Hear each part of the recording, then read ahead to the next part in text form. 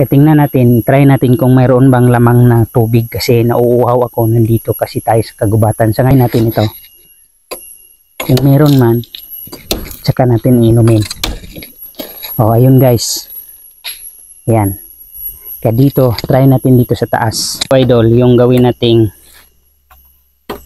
straw para makainom tayo ng tubig galing po sa giant bamboo.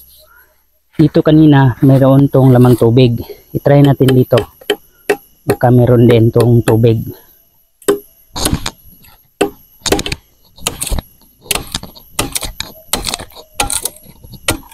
So, mayroon guys, pero kaunti lang ang tubig dito. Ayan, kaya ito susubuin natin, hihigupin natin yan.